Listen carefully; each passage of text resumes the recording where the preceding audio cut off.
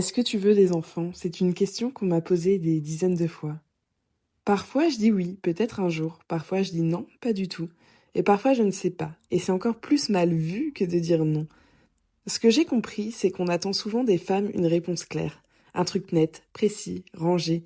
Tu veux des enfants ou pas? T'as l'horloge qui tourne, hein? Sauf que la maternité, c'est pas une case à cocher. C'est pas une destination obligatoire. C'est un putain de voyage intérieur. Parfois tu prends le train, parfois tu restes sur le quai, et parfois tu fais demi-tour. Parlons d'abord de celles et de ceux qui en veulent. Parce que oui, ce désir-là aussi peut être tabou. Il y a celles qui en rêvent depuis toujours, qui jouent à la maman très jeune, mais à qui on dit « Fais pas d'enfant trop tôt, vis ta vie ». Il y a celles qui n'y arrivent pas et qui souffrent en silence, parce que oui, l'infertilité, c'est encore un gros tabou aujourd'hui. Et puis il y a ces femmes qui veulent un enfant, mais pas de mec. Et là, le monde bug, comme si l'enfant ne pouvait exister que dans un schéma de couple classique, hétéro, stable, bien rangé. Spoiler, non. La maternité solo, choisie, assumée, existe. Et elle mérite autant de respect que celle de Clémentine, 34 ans, mariée à Jean-Pierre, 2 enfants et une 308. Et parfois on veut un enfant, mais on a peur, peur de reproduire, peur d'échouer, peur de ne plus exister en tant que femme.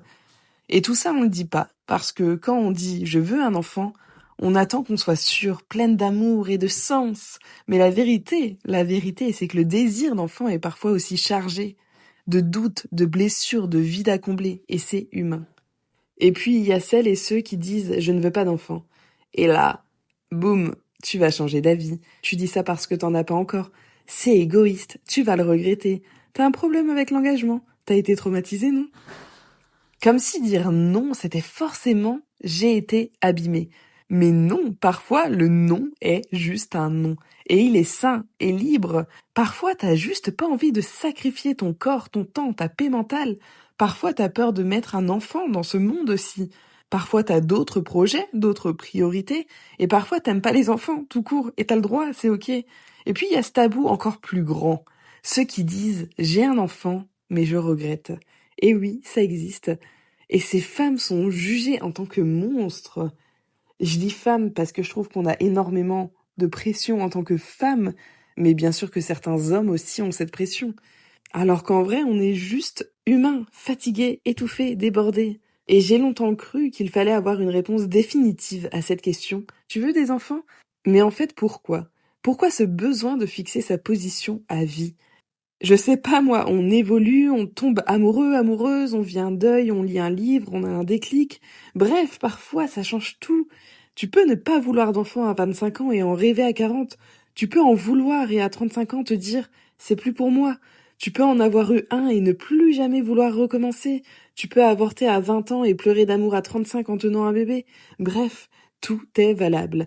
Et ce qui est toxique, c'est pas de changer d'avis, c'est d'avoir honte de le faire. Ce que je veux dire dans cet épisode, c'est simple. On n'a pas à justifier si on veut un enfant. On n'a pas à se défendre si on n'en veut pas. On n'a pas à rester figé dans un choix parce qu'on l'a annoncé au repas de Noël. On peut rêver d'être mère. On peut ne jamais en avoir envie. On peut hésiter, tergiverser, douter, explorer. On peut décider de materner autrement. Des projets, des enfants d'autres, des causes, des idées. Bref, l'important, c'est la liberté. Alors si t'es en train de te demander, et moi, est-ce que j'en veux? Sache que t'as le droit de ne pas savoir. T'as le droit d'en rêver, t'as le droit de dire non, t'as le droit de changer, tu as le droit d'être libre. Et surtout, t'as le droit d'en parler, parce qu'on n'en parle pas assez. Il y a 1000 façons d'aimer, 1000 façons de créer la vie, et la plus belle, c'est peut-être de s'autoriser à choisir. Merci d'avoir écouté cet épisode jusqu'au bout. J'espère qu'il a pu vous parler, qu'il vous a peut-être apaisé, ou qu'il vous a permis de voir les choses autrement. Et si t'es en plein flou, en plein doute, ou juste en train de changer, sache que t'as le droit. Vraiment, n'oublie jamais ça. Si t'as aimé cet épisode, tu peux le partager à une amie, à ta sœur, à ta mère, à ton frère, à ton père, peu importe. Tu peux aussi laisser une note, un petit commentaire, ou venir me dire ce que t'en as pensé. Ça m'aide beaucoup, et surtout, ça me touche énormément. On se retrouve très bientôt pour un tout nouvel épisode, toujours avec des sujets qui piquent un peu, mais qui font du bien. En attendant, prends soin de toi, et choisis ta vie comme tu l'entends. Des bisous, ciao!